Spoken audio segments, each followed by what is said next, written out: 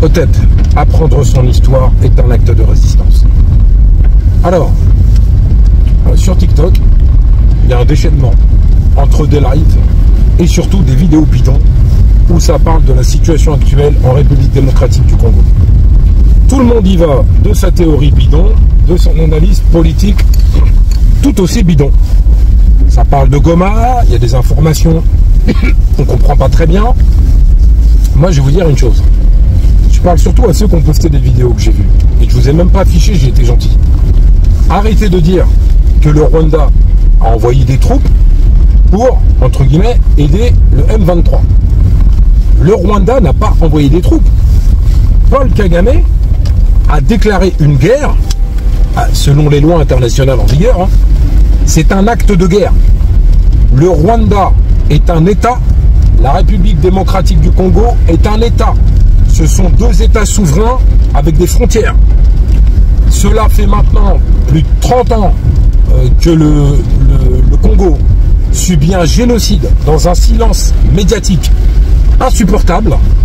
Et là, les gens découvrent tout d'un coup que Paul Kagame, je rappelle que Paul Kagame était présent en 1994 lorsqu'il y a eu un génocide avec presque 1 million de personnes qui ont été assassinées. Hein, c'est un rappel.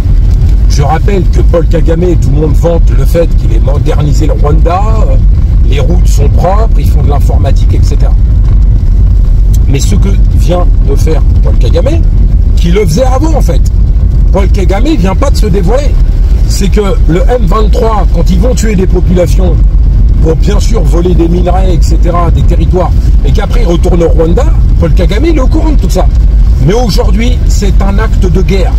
Donc, quand il y a eu la guerre en Ukraine, beaucoup de gens de la classe politique se sont levés, etc., pour dénoncer une agression, l'Ukraine. Maintenant, écoutez bien, le fait que personne ne dise rien, il y a l'ONU là qui vient de se réunir en urgence pour dire « Ah, c'est pas gentil, Paul Kagame ».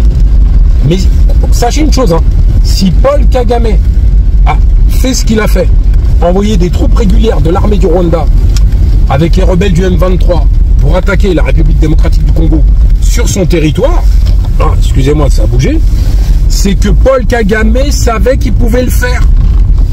Paul Kagame, c'est pas Vladimir Poutine. Hein.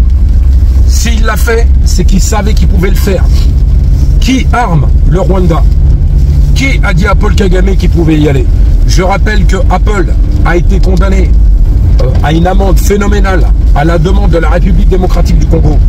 Ils convoitent tous les minerais rares qui servent pour les téléphones, l'informatique, les satellites, etc. C'est le drame du Congo, c'est la richesse de son minerai, de son sous-sol. Maintenant, au lieu de faire des lives en chantant des chansons, au lieu de faire des vidéos en disant « Ah, ils ont envoyé des troupes », une guerre est une guerre. Il ne faut pas s'amuser à chanter des chansons sur TikTok.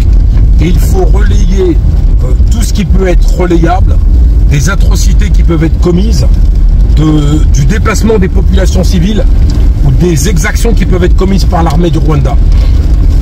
En tout état de cause, moi j'ai pas commencé aujourd'hui. Des vidéos sur le Congo, j'en ai fait avant. Le Free Congo, on le maintient. Mais là, le Congo, la République démocratique du Congo est en guerre contre le Rwanda. Et c'est le Rwanda qui a commencé. Maintenant, le peuple rwandais, lui, il n'est pas nécessairement en phase avec ça. Paul Kagame est en train d'emmener sa population tout droit dans le mur. Force au Congo, force aux Congolais. Moi, je ne vais pas m'amuser à faire des vidéos pour dire « Ah, je vais vous expliquer ce qui se passe au Congo ». J'en ai vu des vidéos passer. Hein, des gens avec des comptes comme d'habitude. Ils ont 150 000 followers. Je vous ai raconté le Congo. Et ils mettent des images et des cartes. Et ils racontent n'importe quoi. Et ils mettent le livre de Charles Onana, etc. La réalité, on est en 2025. Une guerre est en cours. On ne doit pas rester silencieux face à ça. On doit être vent debout. Comme tout ce qui se passe au Soudan, au Yémen, c'est en Afrique. Soutien aux Congolais. Force à vous.